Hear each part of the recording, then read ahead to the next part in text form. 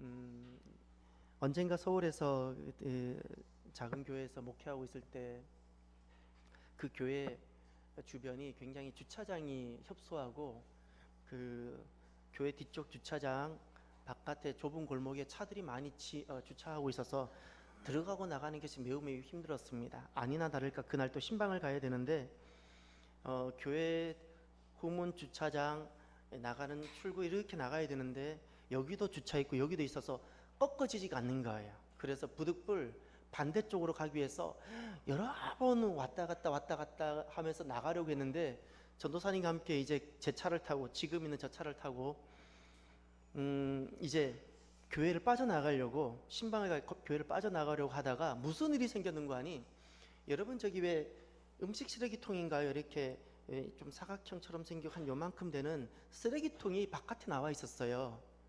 근데 너무 좁은 곳이니까 최대한 밀착시켰다가 최대한 뒤로 붙였다가 우리나라에서는 차가 이렇게 범퍼라도 부딪히면 이게 바로 고소가 들어오잖아요. 프랑스에서 파리에서는요 우리 차량 범퍼는요 범퍼카거든요.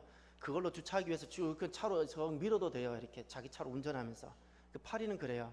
저는 그것이 참 좋은 것 같아요. 우리는 범퍼라도 부딪히면 안 되니까 이렇게 조심스럽게 최대한 갔다가 빠지고 하다가 글쎄 뭘 못 봤냐면 쓰레기통이 조그만 것을 안 보였어요.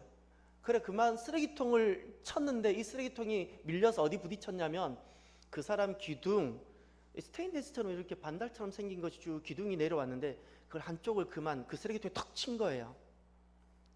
쓰레기통이 깨어졌겠어 안 깨어졌겠어요? 안 깨어졌어요. 그래서 이제 우리 전도사님도 내리고 그걸 봤어요. 근데 이제 마침 거기 사는 어느 분이 내려와서 아주머니인지 주인인지 모르겠어요. 봐서 아유 죄송하다고 여기 쓰레기통인지 몰랐다고. 저는 그래서 그 일이 잘 해결된 줄 알았어요. 문제는 그 다음이었어요. 그날 밤 웬 멋있는 남자가 저희 집을 찾아왔어요. 경찰이에요. 고소가 들어왔다는 거예요. 왜 사고를 치고 도망갔냐는 거예요. 얘 무슨 말이에요 했더니 이런 일은 있지 않았냐고 하는 거예요. 그러니까 내가 그 대문을 치고 갔다는 거예요. 그런데 도망갔다는 거예요. 수리도 안 해주고 보상도 안 해주고. 죄송하지만요 플라스틱 쓰레기통도 안 깨어졌고 쓰레기통이 만약에 부딪혀서 이게 스테인리스처럼 된 것이 이렇게 손상이 가려면 쓰레기통이라도 부서져야 되는데 그런 것도 없었어요. 그래서 조금 어이도 없고 해서 그냥 이런저런 설명을 다 했더니 자기도 충분히 이해가 간다고, 정말 자기도 경찰 하면서 정말 말도 안 되는 일이 너무 많다고 막 이야기를 해요. 그런데 일단은 거기가 민원이 들어왔으니까 일단은 이걸 받아야 된다고 뭐 이야기를 해요. 그럼 뭘 원하냐고 나중에 만나봤더니 이 한쪽을 다 고쳐달라는 거예요. 예. 그래서 제가 원하신 대로 하라고 그랬어요. 원하는 대로 하라고. 그랬더니 나중에 얼마가 청구가 들어왔냐면 50만 원이 들어온 거예요. 알고 보니까 양쪽을 다 바꾼 거예요. 제가 나중에 알았어요. 이분이 워낙 좁으니까 차량들이 비켜가기 위해서 오며 가며 하다가 많이 부딪혔나 봐요. 그곳을. 이제 아마 주인이 벼르고 벼르는데 하필 내가 걸린 것 같아요. 잘 걸렸다고 하면서 그동안 모든 차들이 다 부딪히고 간 것을 전 쓰레기통만 쳤는데 쓰레기통 친 잘못으로 50만 원을 변상을 한 거예요. 근데 저는 생각하면 참 옳지 못하다는 생각이 들었어요. 쓰레기통 한번 살짝 밀고는 50만 원을 물려줘야 되고. 예, 근데 제가 그때 그 생각했어요. 내가 이분하고 이것이 너무 옳지 못하고 이 정도 해야 되지 않냐고 아마 이야기하기 시작했다면, 그리고 이야기하다가 결국 내가 목사라는 걸 알고 났다면 어쩌면 자기가 옳지 못했음에도 불구하고 그래 역시 예수 믿는 사람 목사는 그래 아마 이렇게 했겠지라는 생각을 그때 했어요. 지금 세월이 흘렀어요. 이제 수년이 흘렀죠. 저는 그 50만 원 잘 줬다고 생각해요. 50만 원 참 잘 줬다고 생각하고, 제가 그 50만 원 때문에 예수님 명예와 예수님께 손상을 드리지 않았다는 것이 전 너무 지금 잘했다는 생각이 들어요. 세상은 참 불의한 것이 많습니다. 그렇지 않습니까? 세상은 불의한 것이 많아서 세상 속에 좀 왜 의롭다는 사람들은 어떻게 하는 거 아니, 세상이 워낙 불의가 많으니까 이 세상에 있는 불의를 밝혀 입증하는 사람을 세상에서는 의롭다고 많이 이야기합니다. 그래서 이 세상이 워낙 이렇게 불의하니까 세상 속에 이런 불의한 세상 속에 살아가는 사람들의 모습이 이 불의한 세상 속에서 불의를 당하지 않으려고 얼마나 방어적으로 살아가는지 몰라요. 방어적이에요. 또 세상이 워낙 불의한 것이 많으니까 어떤 내게 어떤 문제가 생기고 사건이 생기면 이 모든 문제를 그 문제의 원인이나 이것을 그들에게 찾으려고, 그 불의를 그들에게 찾으려고 얼마나 공격적으로 되는지 모릅니다. 우리가 이런 세상 속에서 오늘날 살고 길들여지다 보니까 우리가 신앙생활 하는데 하나가 문제가 생겨 보입니다. 어떤 문제가 생겨 보이는 거 아니? 내가 살아가면서 믿음 생활하면서 내 인생에 일어난 어떤 문제, 그 원인을 하나님께 두고 싶은 거예요. 하나님께 두고 싶은 거예요. 하나님이 불의하시니까 라고 말하고 싶어요. 예. 하나님 왜 그러셨어요? 이렇게 말하고 싶은 거예요. 하나님 정말 꼭 이렇게 50만 원이라도 줘서라도 이렇게 해야 되게 하셔야 합니까? 라는 이런 어떤 말을 하고 싶은 거예요. 예. 오늘 본문에 보면 로마서 8장 이어서 9장으로 이어지는 본문인데요. 로마서 8장까지는 그 복음이 무엇인지를 정수 같은 말씀을 하면서 3장과 8장에 정말 중요한 복음이 여기 다 전해지고 있습니다. 8장에 그 하나님 사랑을 찬양하면서 8장이 마무리되어집니다. 그 어떤 것도 하나님 사랑을 끊을 수 없다고, 그 사랑이 우리를 모든 것에서 다 이기게 한다고. 그리고 9장으로 이어집니다. 이 9장부터 11장까지는 이스라엘의 구원을 이야기합니다. 이스라엘의 구원. 그러면 하나님께서 당시의 이스라엘은 하나님 눈에 어떻게 비춰졌을까요? 그것은 우리가 오늘 읽었던 이 말씀, 바로 직접 말씀을 통해서 알 수 있습니다. 바로 직전에 하나님께서는 이스마엘과 이삭을 비유하셨고 야곱과 에서를 비유하셨죠. 이 말씀이 선포될 때 하나님 눈에 이스라엘 백성들은 저렇게 복음을 전할 때 로마도 변하고 있는데 정작 예루살렘에 머물고 있는 그들은 어떻게 보여졌을까요? 이스마엘과 같고 에서와 같이 보였을 겁니다.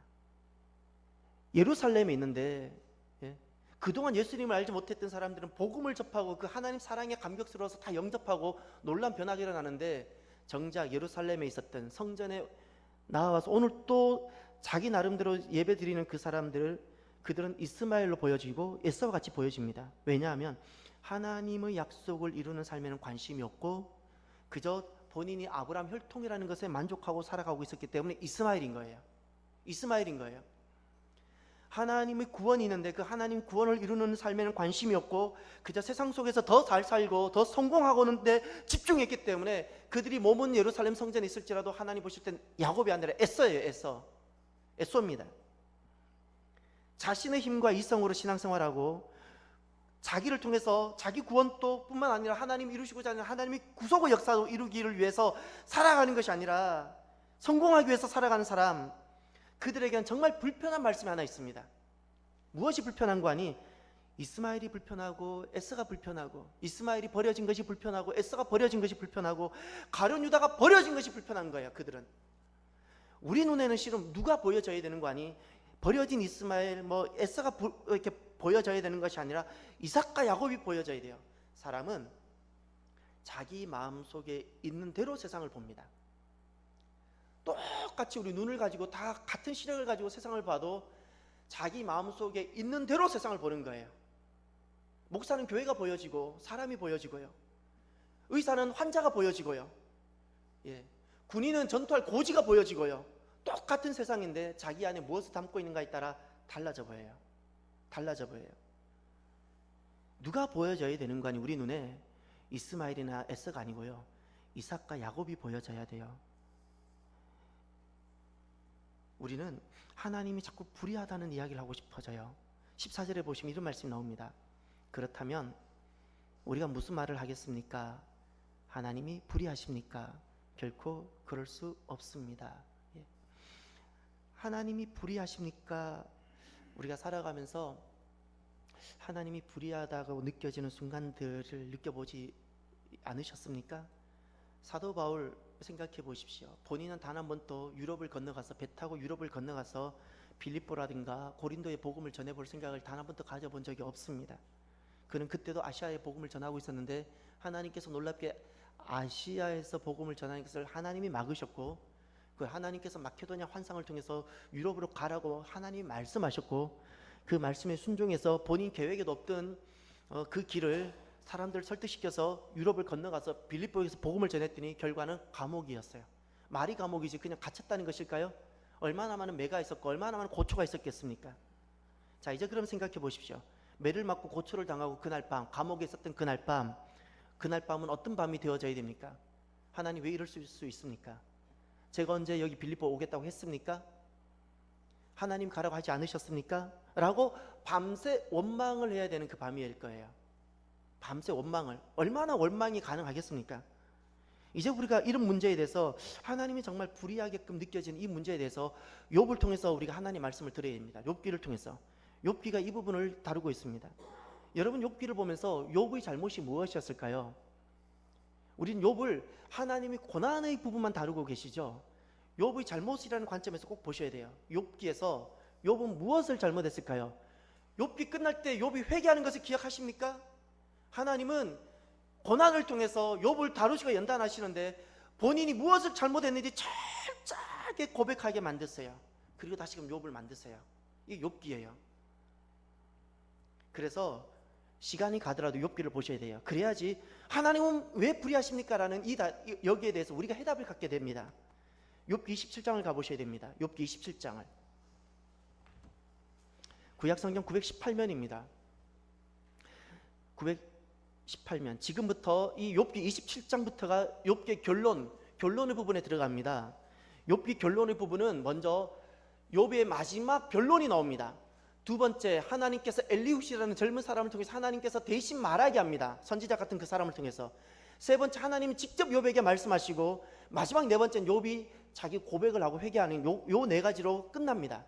지금 26장까지는 욥이 친구들과 끊임없이 세 차례에 걸려서 각 친구들과 난상 토론하는 일이 일어나고 27장부터 결론에 들어가는데, 이제 27장을 보십시오. 욥기 27장입니다. 2절에 보시면 이렇게 말합니다. 내 의를 빼앗아 가신 하나님, 내 영혼을 힘들게 하신 전능자께서 살아계시는 이상. 아멘. 여기서 지금 욥이 무엇을 얘기합니까? 하나님 내 의를 빼앗아 갖고 하나님은 내 영혼을 힘들게 하신 분, 이렇게 이야기합니다. 5절을 보십시오. 나는 절단코 자네들이 옳다고 말하지 않겠네. 내가 죽을 때까지 나의 온전함을 포기하지 않겠네. 내가 나의 의로움을 굽히지 않을 것이고 내가 살아있는 한 내 마음이 나를 원망하지 않을 것일세. 내가 죽을 때까지 내가 온전함을 포기하지 않겠다는 것은 내가 옳았다는 거예요. 내가 이 옳았다는 것을 포기하지 않겠다는 거예요. 6절, 나의 의로움을 굽히지 않겠다는 거예요. 내가 의로웠다는 것을 굽히지 않겠다는 겁니다. 여러분, 저기 실제로 욥이 얼마나 대단한 삶을 살았는지 29장부터 31장에 나옵니다. 지금부터는 이제 관찰하셔야 돼요. 왜 욥이 이런 말을 하는지. 29장부터 31장의 마지막 변론에서 욥이 실제로 이 고난이 있기 전의 모습이 나옵니다. 7절을 보십시오. 29장 7절. 29장 7절부터 17절까지 욥이 정말 어떤 삶을 살았는지, 정말 왜 동방의 의인이라는 소리를 들었는지 알게 될 겁니다. 그때는 내가 성문으로 나갔고 거리에 내 자리를 만들었으며 청년들은 나를 보고 옆으로 비키고 노인들은 일어서서 나아오고. 여기까지가 무슨 말인가? 너무나도 사람들이 자기를 존경했다는 거예요. 지나만 가도 사람들이 막 일어서고 비켜주고 그랬다는 거예요. 또 11절, 누구든지 내 말을 듣기만 하면 나를 축복하고 나를 보기만 하면 나를 인정했었다. 듣기만 해도 좋아하고 보기만 해도 자기를 기뻐했다는 거예요. 왜 그랬는가 하니 12절, 내가 울부짖는 빈민과 도와줄 사람이 없는 고아를 구해 주었기 때문이었다. 15절, 내가 눈먼 사람들에게는 눈이 됐고 발을 저는 사람에게는 발이 됐으며 가난한 사람에게는 아버지 같은 존재였으며 또 무슨 문제가 생기면 해결해 주었고 악인이 턱을 깨트리고 그 이 사이에 물고 있는 것을 다시 찾아주기도 했었다. 여러분, 얼마나 훌륭합니까? 그렇지 않습니까? 이게 욥이 살았던 삶이에요. 또 보셔야 됩니다. 욥이 어떤 삶을 살았는가. 31장에 가면 7가지 욥이 고난받기 전에 있었던 자기 삶의 모습을 고백합니다. 31장 1절에 나는 처녀를 주목하지 않았습니다 이야기합니다. 9절에 나는 내 마음이 여자 유혹에 빠지지 않았습니다 이야기합니다. 세 번째, 13절에 내 남종이나 여종이 나에 대해 원망이 있을 때 내가 그들의 말을 무시해 버렸다면 이야기. 나는 주인이지만 종의 이야기들을 무시하지 않았다는 겁니다. 16절, 네 번째, 내가 가난한 사람의 소원을 들어주지 않았거나 과부의 눈을 실망케 했던가? 이 말은 가난한 사람의 소원이나 과부들을 실망시키지 않았다는 겁니다. 다섯 번째 24절, 내가 금을 신뢰했다면 순금에게 너는 내 의지하는 것이다 라고 말했다면, 이렇게 하죠. 욥은 금을 의지하지 않았다는 겁니다. 재물을 의지하지 않은 그런 사람이었다는 겁니다. 29절 여섯 번째, 내가 나를 미워하는 사람이 망한다고 기뻐하거나 그에게 닥친 고난을 흐뭇해한 적이 있는가? 나는 내가 누군가가 나를 미워한다고 그가 닥친 고난을 기뻐해 본 적이 없다는 겁니다. 마지막 일곱 번째 33절, 내가 아담처럼 내 악을 내 마음속에 숨겨 허물을 덮은 적이 있었는가? 아담은 자기 죄를 허물을 덮어서 숨겼는데 나는 그래 본 적도 없다는 겁니다. 자, 여러분 이제는 이 욥이 왜 동방의 의인인지 이해가 되시겠죠? 이렇게 정말 훌륭한 삶을 살았어요. 이렇게 훌륭한 삶을 살았어요. 자, 이제 하나님께서 32장부터 37장까지 두 번째 결론의 이제 마지막 부분에 또 엘리훗을 하나님께서 보냅니다. 엘리후를 보내서 하나님께서 하시고자 하시는 말씀을 대언하게 합니다. 엘리후가 와서 하는 이야기가 무엇인가 하니 12절을 보십시오. 32장 12절. 물론 여러분의 말씀을 나는 주의 깊게 들었습니다. 그러나 여러분 가운데 한 분도 무엇을 증명하지 못했다고요? 욥의 잘못. 지금 하나님께서 엘리훗을 통해서 욥이 무엇을 잘못하고 있는지를 보게 합니다. 무엇을 잘못하고 있는가? 두 가지를 크게 잘못했습니다. 첫 번째 33장 13절입니다. 욥이 잘못을 하나님께서 엘리훗을 통해서 말씀합니다. 33장 13절. 어찌하여 당신은 그분을 거역해 다툽니까? 하나님은 하시는 일을 굳이 설명하지 않으십니다. 아멘. 지금 욥이 무엇을 잘못했는가 하니 하나님을 거역하고 또 하나님과 다툰 요것 잘못했다고 주님께서 욥의 잘못을 지적하십니다. 그러면 무엇이 하나님을 거역하는 것이고 무엇이 다투는 것일까요? 9절과 10절을 보십시오. 9절과 10절 요것을 하나님은 이것을 거역하는 것으로 하나님 당신을 거역하는 것이고 이것을 하나님과 다투는 것이라고 말씀하셨어요. 9절과 10절을 보겠습니다. 나는 죄도 없고 잘못도 없다. 나는 결백하며 불의도 없다. 그런데 하나님께서는 내게서 흠을 잡으시고 나를 당신의 원수로 여기신다. 아멘. 나는 죄도 없고 잘못도 없는데 결백하고 불의도 없는데 하나님께서 내게 흠을 잡으시고 나를 이렇게 하셨다. 이렇게 하는 것을 하나님은 하나님께서 우리 모든 인생을 인도하시고 욥도 인도하시고 오늘 우리를 인도하시는 그 인도하시는 하나님을 거역하는 것이고 하나님과 다투는 것이라고 말씀하셨어요. 다투는 것이라고. 또 하나님께서 엘리훗을 통해서 욥을 어떤 점을 잘못했다고 지적하시는 거 아니? 34장을 보십시오. 34장 5절 6절 7절 5절 6절 7절. 욥이 나는 의롭다. 그러나 하나님께서 내 공의를 빼앗아 가셨다. 내가 옳은데도 아니라고 해야겠나? 내가 죄가 없는데도 치유할 수 없는 상처를 입었다고 합니다. 누가 욥처럼 하나님을 조롱하는 말을 물 마시듯 하겠습니까? 아멘. 지금 이 5절부터 7절까지 핵심이 무엇인가 하니 하나님이 잘못했다고 이야기하고 있어요. 나는 의로운데 하나님이 불의하고 하나님이 잘못하셔서 내가 옳은데도 이런 고난을 겪고 있다는 거예요. 내가 옳은데도 내가 얼마나 과부를 섬기고 내가 얼마나 바르게 살았는데 나는 문제가 없는데 하나님이 실수해서 지금 내게 이런 일이 일어났다는 겁니다. 이것이 잘못했다는 거예요. 이것을 하나님을 조롱하는 것 이야기하는 겁니다. 우리 인생을 온전하게 이끌어 가시는 그 하나님 대해서 조롱하는 거라고 이야기하는 겁니다. 여러분 무엇이 하나님 보실 때 무식한 것이고 하나님 보실 때 우리 인생 중에 하나님 자녀 중에 누가 지혜가 없는 사람일까요? 35절을 보십시오. 욥이 무식하게 말을 하니 그 말에는 지혜가 없다고 말합니다. 내가 바라는 것은 욥이 악한 사람처럼 대답했으니 끝까지 시련을 받는 것입니다. 그는 죄를 짓고 거기에다가 반역까지 했습니다. 아멘. 여기 보면 우리가 주목해야 될 것이 있어요. 하나님께서 보시는 무식이 무엇인가요? 자기는 의롭고 하나님 불의하다 말하는 것이 하나님 보실 때는 무식이고 무엇이 무지인가요? 지혜가 없는 것인가요? 자기는 무지한데 자기는 의로운데 자기는 죄가 없는데 하나님이 잘못해서 지금 불의해서 세상이 이렇게 됐다고 말하는 그것이 지혜가 없다는 겁니다. 무엇이 악한 사람처럼 말하는 것인가? 이렇게 말하는 것이 악한 사람처럼 말하는 것이고 무엇이 하나님께 대한 반역인가요? 바로 이렇게 말하는 것이 하나님이 불의하시다고 자기 죄는 보지 못하고 하나님 불의하시다고 말하는 것이 하나님께 반역이라고 주님 말씀하셨어요. 그래서 하나님께서 엘리웃을 통해서 결론이 있는데, 결론 전에 욥이 선택한 것이 무엇인지 보셔야 됩니다. 36장 21절, 엘리웃을 통해서 하나님께서 욥이 고난을 통해서 그가 선택한 것이 있어요. 삶과 악을 생각하지 마십시오. 당신은 고난이 아니라 악을 선택한 것입니다. 욥이 하나님 주신 고난으로 받지 못하고 악으로 받게 됐어요. 악을 선택했다 그랬어요. 그래서 이 하나님께 엘리웃을 통해서 주시는 결론이 있습니다. 37장 마지막 절 24절을 보십시오. 24절입니다. 결론입니다. 그러므로 사람이 그분을 경외하는 것입니다. 그분은 스스로 지혜롭다는 사람을 거들떠 보지도 않으십니다. 아멘. 왜 우리가 늘 하나님을 노래하고 찬양해야 될까요? 실은 하나님은 우리가 다 알지 못하는 엄청난 일을 하고 계세요. 우리가 다 알지 못해요. 다 알지 못하는 엄청난 일을 하고 계세요.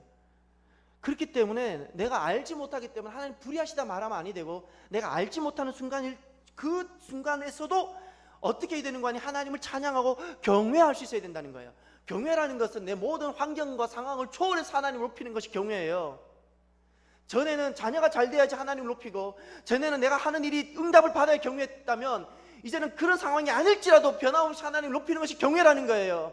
하나님께서 아브라함을 테스트하시고 제일 마지막에 테스트했던 것은 아브라함이 금지오비역 자기 생명을 내어놓더라도 내어놓고 싶지 않았던 아들 이삭을 가지고 하나님 테스트하셨을 때 그 아들 이삭을 내어놨어요. 그리고 나서 하나님께서 마지막으로 인정해 주신 것이 있어요. 이제야 내가 나를 경외하는 줄을 내가 아노라 말씀하셨어요. 아들이 설령 없을지라도라는 거예요. 너무 극단적인 것 같지만 그럴지라도라는 거예요. 사자굴에서 하나님께서 나를 건져주시지 않으실지라도라는 거예요. 내 몸이 병이 들지라도라는 거예요. 그럼에도 불구하고 하나님을 경외하는 이것이 변함이 없어야 된다는 거예요. 그것을 이야기하고 있는 거예요. 아들의 문제가 생기고 내 몸에 병이 생겼다고 하나님 어쩌면 이렇게 불의할 수 있냐라고 말해서 안 해야 된다는 말입니다. 그래서 38장부터는 41장까지는 드디어 주님께서 직접 오셔서 욥에게 주님께서 계시하세요. 말씀하세요. 욥을 깨닫게 하세요. 하나님께서는 욥이 어떤 자로 보였을까요? 두 가지입니다. 하나님께서는 욥이 어떤 사람으로 보였는가 하니 38장부터는 하나님께서 등장하시는데 2절을 보시면 이렇게 말씀합니다. 알지도 못하면서 말로 이치를 어둡게 하는 사람이 누구냐? 욥에 대한 이야기예요. 알지도 못하면서 말로 이치, 다시 말하면 진리를 어둡게 하는 사람 욥이라는 거예요. 우리는 어떠한가요? 우리는 혹시 하나님께서 내 인생에 오셔서 복되게 하시는 여러 가지를 인정하지 않고 어둡게 하진 않습니까? 또 하나 40장을 보십시오. 하나님께서 욥에게 수많은 말씀을 계속 질문하시는데 두 번째 질문이 나옵니다. 하나님께서는 욥이 어떤 사람으로 보였을까요? 40장 2절.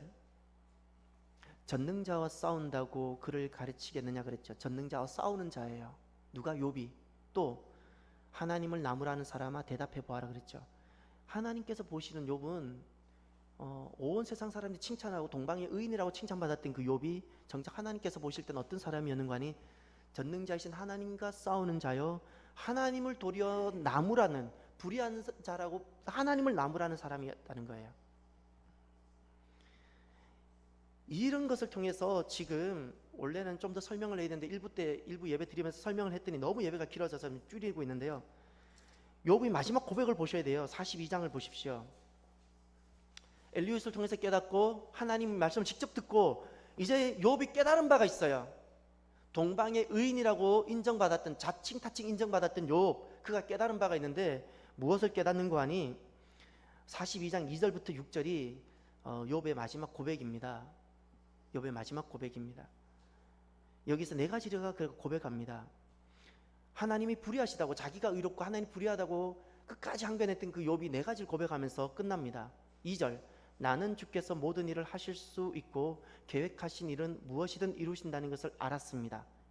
이것이 첫 번째입니다. 이것은 하나님 모든 일을 할 수 있다는 것은 어떤 그전에는 하나님이 전능하신 능력을 인정하지 않았다는 것이 아니고 내 인생에 일어나는 말도 안 되는 이런 일들이 있는데 그럼에도 불구하고 이런 상황을 주님께서 선하게 만드셔서 결국 선하신 하나님 뜻을 이루실 거라는 것을 못 믿었다는 거예요. 그래서 항상 불의에 대해서 내가 대항해야 되고 그랬다는 거예요. 그런데 지금 이것이 무슨 말인가요? 모든 일을 할 수 있다는 것은 내 상황이 내 인생 가운데 어떤 상황이 내 인생 가운데 펼쳐질지라도 결국 하나님은 하나님 그 선하신 뜻을 내 인생 가운데 이루신다는 거예요. 그것을 인정하는 거예요. 지금 두 번째가 3절에 보면 하나를 시인합니다. 잘 알지도 못하고 주님의 뜻을 가린 자가 누구입니까? 자기 고백하고 있는 거예요. 자기 고백. 제가 잘 알지도 못하고 하나님 불의하시다고 하나님을 뜻을 가린 무지한 행동, 그것을 시인합니다. 세 번째 6절을 보시면 그래서 내가 스스로 한탄하며 그랬죠. 이 한탄은 어떤 아픔임과 하니 그동안 자기 의로움, 내가 누군가를 돕고 내가 그 가난한 자를 돕고 했던 그 자기 의롭다고 생각했던 그 모든 것, 내가 의로웠기 때문에 내가 이만큼 그동안 훌륭하게 살아왔다고 생각했던 그 모든 것을 너무나도 통렬하게 아파하면서 한탄하는 거예요. 회개하는 거예요. 아파하는 거예요. 내가 그동안 열심히 살았으니까, 내가 사람들에게 많은 좋은 일을 했으니까 오늘 내가 이렇게 동방의 의인이라는 소리를 듣고 살아왔다고 생각했던 그 모든 것을 철저하게 회개합니다. 그리고 6절의 끝에 티끌과 죄를 뒤집어 쓰고 회개합니다. 자기 의로움을 회개하는 거예요. 이 과정을 통해서 자기 의로움에 기초했던 그 모든 것이 그것이 아니었, 자기가 그동안 그 전에 살았던 것이 본인이 많은 사람들에게 베풀고 선을 행하고 자기가 훌륭하고 뛰어났기 때문에 이루었던 것이 아니라는 것을 깨달았어요. 아니라는 것을. 하나님의 긍휼을 깨달았어요. 그가 어떤 상황 속에서도 하나님께서는 하나님 뜻을 이루어 갔어요. 우리는 인생은 때로는 폭풍도 만나고 또는 광야도 만나고 다양한 상황이 우리 속에 우리 인생에 다가올지라도 하나님은 계획하신, 내 인생을 향한 계획하신 그 선을 이루어 갔어요. 욥을 향한 하나님 뜻은 무엇일까요? 왜 하나님 욥을 이렇게까지 하셨을까요? 욥기 42장 12절에 보면 분명히 말씀하셨어요. 욥의 말년에 초년보다 더 많은 복을 주셨더라 그랬어요. 욥을 더 복되게 하시고자 한 거예요. 욥이 볼 때 너무 불의했어요. 하나님 어쩌면 이럴 수가 있습니까? 라고 했는데 알고 보면 하나님은 욥을 사랑하셔서 더 복되게 하시는 거였어요. 더 복되게. 이게 하나님이 욥을 향한 뜻이고 오늘 우리도 마찬가지예요. 하나님 우리를 더 복되게 하시고자 하시는데 우리는 때로는 이것이 하나님 불의처럼 보이는 거예요. 우리가 자녀를 양육해 보지 않습니까? 여러분, 우리는 자녀가 잘 되라고 하는데 자녀들은 어쩌면 엄마가 아빠가 이럴 수 있냐고 하지 않습니까? 그래서 저는 이럴 때 제가 많이 불편합니다. 언제 불편하냐면 언젠가 제가 어느 교회에서 어려움이 있었는데 그걸 통해서 목사님은 얼마나 어쩜 그런 일들을 그렇게 잘 견디고 이겨낼 수 있었어요. 정말 목사님은 대단하고 훌륭하세요. 불편해요. 왜 불편할까요? 그들이 제게 이야기하고 했던 것이 정말 그릇됐다는 것은 하나님이 알고 계세요. 어쩌면 사회법정으로 나가면 제가 충분히 이길 수 있다는 것도 제가 알아요. 그럼에도 불구하고 저는 제가 알아요. 하나님께서 이세벨이라는 주의 종을, 하나님의 사람을 하나님께서 다루셔야 될 하나님 이유가 있으신 거예요. 사건은 이거예요. 사건은. 근데 하나님 또 다른 계획이 있으신 거예요. 어떻게? 욥을 복되게 하셨던 것처럼 이세벨이라는 그 사람을 복되게 하시고자, 오늘 하나님 우리를 복되게 하시고자 이런 말도 안 되는 불의하게 보여지는 어떤 사건을 통해서 하나님 우리를 복되게 가시는 거예요. 그래서 어떤 일이 있어도 자기 의로움에 빠지면 아니 돼요. 이건 죄를 짓는 거고 욥이 잘못한 것처럼 그렇게 빠지는 거예요. 자기 의로움에 들어가면 안 돼요. 자기 의로움에 빠지면 안 돼요. 어떻게 되어져야 되는가? 잊지 마십시오. 하나님께서 우리에게 베푸신 그 사랑은요, 긍휼입니다. 그 긍휼에 서 있어야 돼요. 그 긍휼. 15절 16절 오늘 본문으로 다시 돌아가시면요, 오늘 본문은 온통 하나님 긍휼을 이야기하십니다. 하나님 긍휼. 욥은 마지막 깨닫기 전까지 온통 자기 의에 기초하고 있었어요. 자기 의. 내가 동방의 의인이 될 만큼 이만큼 훌륭한 사람이라고 자기 의에 기초했는데 오늘 본문에서는 계속해서 하나님 긍휼을 이야기합니다. 15절에도 긍휼이 나오죠. 15절에 내가 긍휼히 여길 자를 긍휼히 여기고 내가 불쌍히 여길 자를 불쌍히 여길 것이다. 이것은요, 이스라엘 백성들이 시내 광야에서 금송아지 사건, 금송아지 짓고 잘못했을 때 하나님께서 그들에게 하셨던 말씀이에요. 16절에도 하반절에도 오직 긍휼히 여기시는 하나님께 달려있다 말씀하죠. 사람이 아무리 원한다고, 사람이 아무리 다름질하고 노력한다고 사람에 의해서 되어지는 것이 아니라는 거예요. 사람들은 이 긍휼을 굉장히 어려워합니다. 왜냐하면 세상에 없는 것이기 때문에. 세상은 다 주고받잖아요. 기브 앤 테이크로 살아가잖아요. 이 관습과 문화에 젖어 있잖아요. 그래서 구원이 하나님 선물인데, 이 선물을 받는 것이 힘들어요. 왜냐하면 이 선물을 받을 만한 자기에게 뭔가가, 자기 의가 있었으면 좋겠어요. 전도 현장에 나가면요, 선물이라 그래도 못 받아요. 선물인데 선물을 받을 만한 자기 자격을 찾으려고 그러는 거예요. 성경을 좀 많이 읽는다든지, 교회를 열심히 다닌다든지, 선행을 좀 한다든지 하고 나서 내가 이 선물을 받겠다 그래요. 왜냐하면 세상 사람들이 정말 이해하지 못하는 것이 하나님께서 값없이, 조건 없이, 자격 없이 베푸시는 그 하나님 사랑 긍휼을 이해를 못하는 거예요. 저희 가족 이야기해서 너무 죄송한데요, 지금 저희 아들이 중학교 2학년이고 사춘기를 보내고 있어요. 그러니 지금 얘는 제가 볼 때 사람 같기도 하고 아닌 것 같기도 하고 그럴 때도 많고요. 자충우돌. 자기는 지금 자기가 뭘 하고 있는지를 못 보고 온통 주변 잘못한 것만 눈에 잘 보여요. 지금 본인이 남자가 되어가지고 진통을 하는데 제가 보면 우습기도 하고 불쌍하기도 하고 안쓰럽기도 하고 막 본인은 얼마나 지금 힘든 시간을 보내고 있는지 몰라요. 어젯밤에도 밤늦게 들어갔더니 저는 빨리 자고 내일 예배를 준비하고 싶어서 저는 그러고 싶은데 저를 붙잡고 한 30-40분을 막 자기 하고 싶은 하소연을 하려고 하는 거예요. 30-40분을. 그래서 이제 끊고 내일 하자고. 내일 밤으로 밀어놨어. 오늘 밤에 들어가면 또 해야 돼요, 저는. 어젯밤엔 제가 일부러 데리고 잤어요. 이제 제 곁에 자는 걸 되게 좋아해요. 그러면 잘 때 이불은 따로 덮어요. 근데 아들과 잘 때는 제가 딱 준비하고 자요. 옷을 한 개 위에 왜 따뜻한 뭐라 그러죠? 따뜻한 것을 하나 더 입고 자요. 왜 그럴까요? 이 아들이 잘 때부터 이미 나보다 더 따뜻한 이불을 덮고 잠에도 불구하고 좀 있다가 보면 다 차댕기고 아빠가 덮고 자는 걸 뺏어갈 걸 제가 알고 있어요. 그러면 그 자는 아들을 전 깨우고 싶지 않아서 줘요. 주면 남 추우니까 일부러 처음부터 그러니까 뺏길 각오하고 따뜻한 옷 입고 자는 거예요. 뺏길 각오하고. 근데 본인은 아직도 몰라요. 내가 수시로 깨면서 일어나서 이불을 제대로 덮고 있니 다시 덮어주고 발 나온 거 다시 덮어주고 뭐 이런 거 본인은 아직도 몰라요. 아마 영원히 모를 수도 있을 거예요. 이렇게 자충우돌하고 있는 이 아들, 때로는 이렇게 온통 실수도 많고 자기 하나 관리도 제대로 안 되고 있는데도, 근데 제게는요 그냥 이 아들을 사랑하는데 그 마음이 긍휼 아니겠어요? 너 왜 그러냐 말하는 것보다도 제가 제일 목사나 아버지나 남편으로서 제일 힘들 때가 있어요. 너 왜 잘못했냐고 제가 긍휼의 자리에서 떠날 때 제가 제일 힘들더라고요.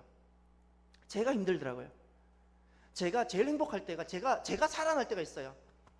제가 살아날 때 언제인가니 교역자를 대할 때 율법의 관점이 아니라 이 하나님께서 내가 받은 이 긍휼의 자리에서 내가 교역자를 대할 때 내가 행복하고, 가족을 대할 때도 내가 부족해서 율법의 자리에서 하면 내가 너무 괴로운데 하나님께 받은 이 긍휼의 자리에서 내가 아들을 보고 아내를 보고 자녀를 볼 때 제가 살아나요. 여러분, 우리 육신의 부모도 이렇게 제 자식 이 작은 사랑 가지고도 이렇게 긍휼의 사랑을 베풀려고 하지 않나요? 하나님께서 우리에게 베푸신 사랑이 바로 이 긍휼이에요. 긍휼. 자격 없는 자에게 베푸신 사랑이 긍휼이고요. 조건 없이, 그런데 베푸시고도 조건이 없어요. 너 내가 잘 때 이불 덮어주었으니 아침에 일어나서 구두 닦아놔라 이렇게 하지 않는다는 거예요. 조건 없이 그냥 사랑을 베푸세요. 그래서 오늘 본문에도 보면 18절에 완악이라는 단어가 나오는데요, 완악이라는 것은 그 마음이 정말 생각만 하면 뭐 나쁜 짓 하려고 하는 그 생각으로 가득 차 있는, 뭐 사람을 죽이려고 한다든지 이런 생각으로 가득 차 있는 게 완악이 아니고요, 자기 의로움으로 가득 차 있는 이것이 완악이에요. 회개하기 전에 욥처럼 동방의 의인이라는 소리를 들었는데 하나님 보실 때 그가 완악한 거예요. 자기 의로움으로 가득 차 있는 이게 완악이라고요. 완악. 이 자기 의로움으로 가득 차 있으면 문제가 무엇인가 하니 하나님의 긍휼을 인정하지 않고요, 하나님 하신 모든 것이 불의하다가 보게 되는 거예요. 말씀을 준비하면서 이 찬양이 참 많이 떠올랐고요. 꼭 이 가을이 가기 전에 저는 이 찬양을 하나님께 드렸으면 좋겠어요. 우리 성도들과 함께. 어떤 찬양이냐면 이런 찬양이에요. 한평생 감사드리며 살아도 모자란 감사, 나의 성령님 말씀하시길 감사는 천국 문을 연단다. 나에게 이제 남겨진 삶 응답되는 것을 보고 기다렸다 감사하기보단 그때 감사하길. 이러면서 가사가 더 이어지는데, 돌아보면 제가 하나님께 받은 그 은혜와 사랑을 생각하고 우리가 하나님께 받은 그 긍휼을 생각하면 한평생 감사해도 모자라요. 한평생 감사해도 모자라요. 내가 무엇을 기도하고 바랬다가 응답되는 것을 보고 감사하는 건 그것으로는 하나님께 받은 사랑을 다 갚지 못해요. 감사는 먼저 하는 거고요. 그때 감사하고 싶어져요. 우리 헌금 생활이라는 게 때로는 부담스럽죠. 그러나 정말 이 하나님, 세상에서는 이해할 수도 없고 세상에도 있지 아니하는 그 하나님의 그 극렬한 사랑을 경험하고 나면요, 어떻게든 우리가 하나님께 그 사랑을 갚고 싶은 마음이 들어요. 그 사랑에 응답하고 싶은 마음. 이게 헌금 생활이라는 거예요. 오늘 본문에 보면 이들이 하나님 불의하시다고 생각하는 이들에게 질문이 하나 있습니다. 오해가 있습니다. 풀리지 않는 오해가.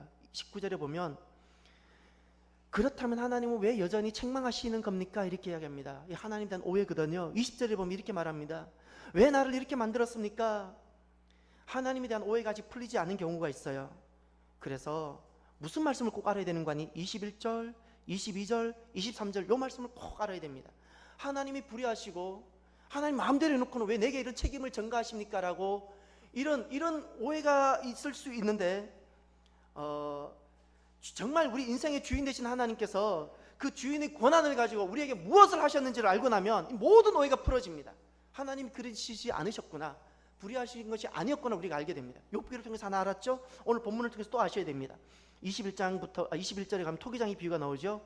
토기장이가 진흙 한 덩어리를 가지고 하나는 귀 있을 그릇을, 다른 하나는 막 쓸 그릇을 만들 권리가 없겠습니까? 이게 유명한 토기장이 비유입니다. 이 토기장이 말씀은 오늘 우리가 좀 불편하게 느껴져요. 마치 어떤 느낌으로 다가오냐면 하나님이 주인하고 자기 마음대로 하신다고 이렇게 느껴져요. 이게 왜 우리가 이런 생각을 하게 되는 거 아니? 세상에서 우리가 이렇게 당했거든요. 제가 세상에서 정말 쓰기 싫어하는 단어가 갑질이라는 단어인데, 세상 주인들은 자기가 주인이라고 자기 마음대로 하거든요. 갑질. 섬기는 것은 온통 갑질하고 있거든요. 그러니까 우리는 주인, 어떤 주 하면 굉장히 부정적이에요. 부정적이에요. 어렸을 때 아버지에 대한 부정적인 이미지가 있는 사람은 하나님 아버지라 그러면 이게 부정적인 것처럼, 세상에서 온통 갑질하는 문화 속에 그 당하고 살아다 보니까 하나님이 또 주인이라 그러면 하나님 또 세상 사람들처럼 자기 마음대로 하시나 보네? 내 인생 마음대로 하시나 보네? 요렇게 오해를 해요. 요렇게 오해를. 여러분 잊지 마십시오. 제가 이렇게 생각합니다. 저는 이재백이라는 목사가 언제 타락하는가, 타락하는 기준이 어디다 있는 거 아니요? 그것이 하나님께서 제게 주신 은혜가 있고 하나님께 제게 주신 권위도 있고 하나님께 제게 주신 은사도 있는데, 이것을 가지고 제가 제 마음대로 갑질할 때입니다. 갑질하는 영성입니다. 분명합니다. 내가 내 부교육자애들이 함부로 하고, 만약에 내가 내 가족들에게 함부로 하고, 내가 누구에게 막 함부로 하고, 이것이 타락입니다. 이게 타락입니다. 여러분 이제는 우리는 이것을 아셔야 돼요. 하나님은 그 주인 되심을 가지고, 우리의 주인이시잖아요.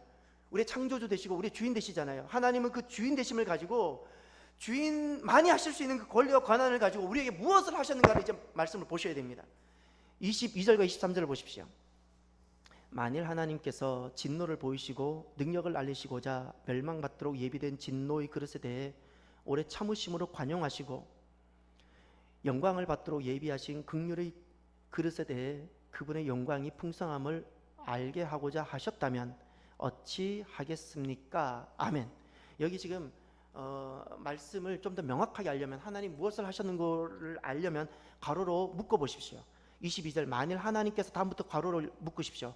진노 그 앞에다 괄호를 묶으셔서 어디까지 닫으셔야 되냐면 예비된 진노의 그릇에 대해 거기 닫으십시오. 두 번째, 23절 가서 시작할 때 괄호를 여십시오. 괄호를 묶으세요. 영광을 받도록 할 때 영광에 괄호를 묶고, 그 다음에 긍휼의 그릇에 대해 거기 괄호를 닫으십시오.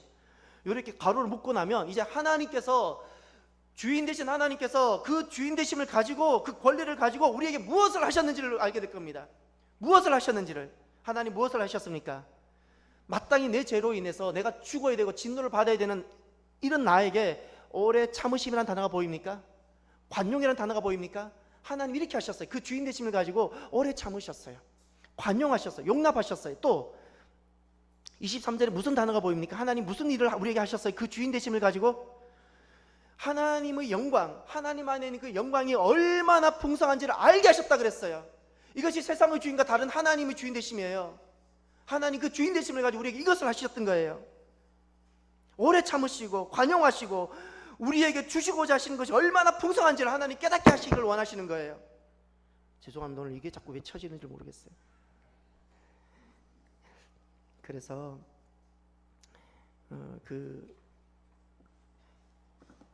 제가 뒤늦게 김양재 목사님 책을 좀 보게 돼서 참 기쁜데요. 저는 김양재 목사님의 책을 보면서 참 한 번씩 도전을 많이 받습니다. 저는 제가 좋아하는 목사님들이 계시는데 요즘 김양재 목사님 예전에는 같은 교단도 아니고 정말 솔직히 고백하면 남성이 아니어서 가까이 이렇게 많이 접해보실 기회도 없었고 해서 전혀 이렇게 책을 볼 기회가 없었고 보지도 않았습니다.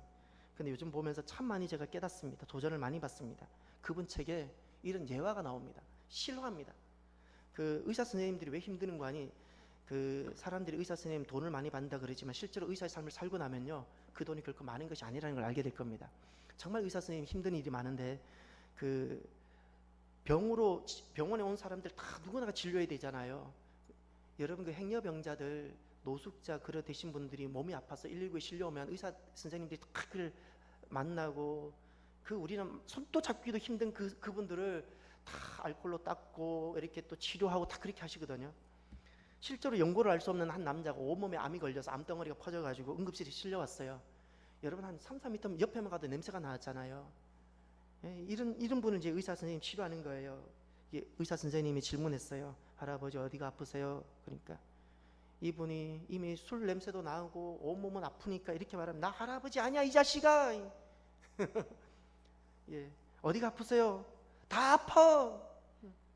그럼 가장 아픈 곳이 어디예요? 그러니까 그 의사인 네가 알지 내가 어떻게 알아? 막 응급실이 뒤집어졌어요. 막 이 사람 행패 부르고 소리 지르고 막 병원이 막 시장바닥이 돼버렸어요. 이분이 점점 몸이 아파서 결국 그 중환자실에 들어갔어요. 의식을 점점 잃어가고 코로 산소 호흡기를 꼭 이렇게 넣어놓으면 코도 빼버리고 뭐 엉망이에요. 치료를 받을 의사도 별로 없고 그리고 모든 의사가 불편해한 거예요. 간호사도 힘들어하고. 그러던 날 어느 날 한 사람이 찾아왔어요. 지금 어떻게든 이 환자가 좀 병원에서 없어지면 좋겠는데 어느 날 한 사람이 찾아왔어요. 웬 중년의 여인이 찾아와서 이 환자의 얼굴을 자세히 살펴보더니 얼굴을 확인한 다음에 글쎄 아무도 곁에 가지 않으려고 하는 이 환자의 얼굴을 부비면서 그때부터 울기 시작하고 통곡하는 거예요.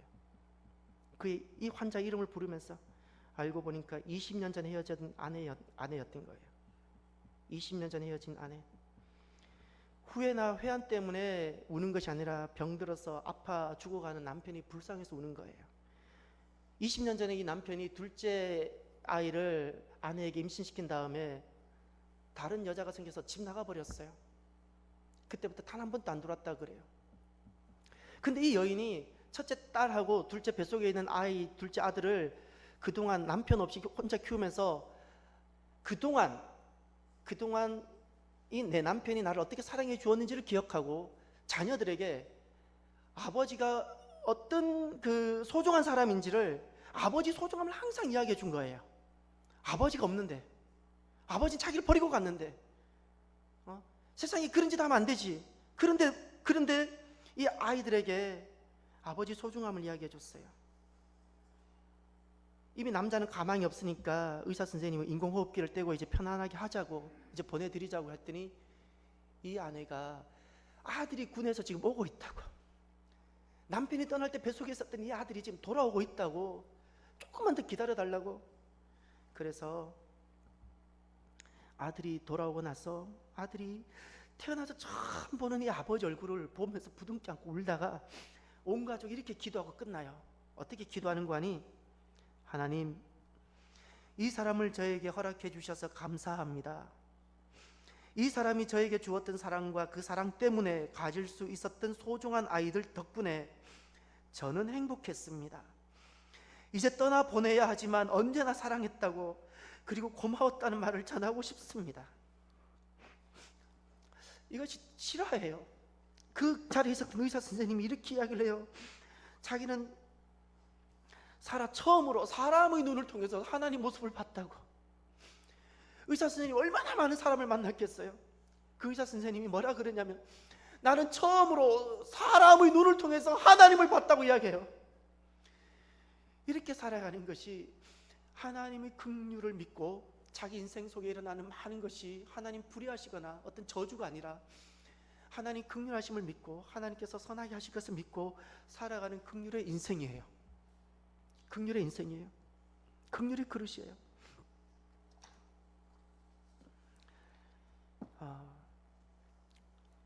저와 여러분이 이렇게 하나님의 영광을 결국 드러내는 긍휼의 그릇, 하나님의 긍휼을 담고 살아가는 하나님 그 긍휼을 담고 살아가는 긍휼의 그릇이 되기를 바랍니다. 하나님이 하시는 모든 것이 의롭습니다.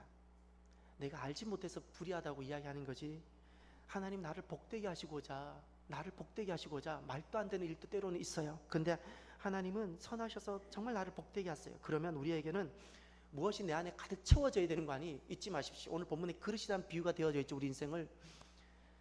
우리 인생이 무엇이 채워져야 되는 거 아니? 내 의로움이 아니에요.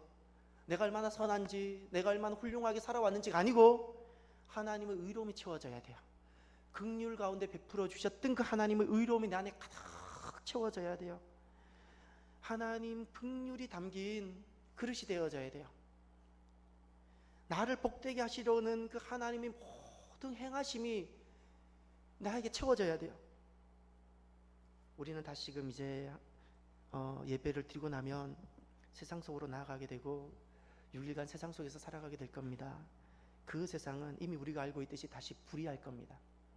때로는 누군가는 나를 버릴 수 있고 때로는 누군가는 나에게 악함을 행할 수도 있을 것입니다. 우리가 어떻게 살아가야 될까요? 하나님께서 나에게 오셔서 행하셨던 하나님 그 의로움, 그 긍휼로 베풀으셨던 하나님 의로움은 내 안에 가득 차 있어야 돼요. 안 그러면 하나님의 영광을 드러야 되는 긍휼의 인생이 아니라 저주하고 미워하고 분쟁하고 싸우는 진노의 그릇밖에 되지 않습니다. 우리가 새로운 한 주간 이 하나님의 긍휼을 내 몸으로 가득 담고 하나님께서 나를 복되게 하시려고 두신 한 주간으로 살아가는 저와 여러분이 되시기를 바랍니다. 기도합시다. 이 시간 잠깐 기도했으면 좋겠습니다. 그동안 하나님이 불의하시다든지 또 하나님을 인정해 드리지 못했던 부분들을 우리 오늘 회개하고 그 부분을 인정해 드렸으면 좋겠습니다.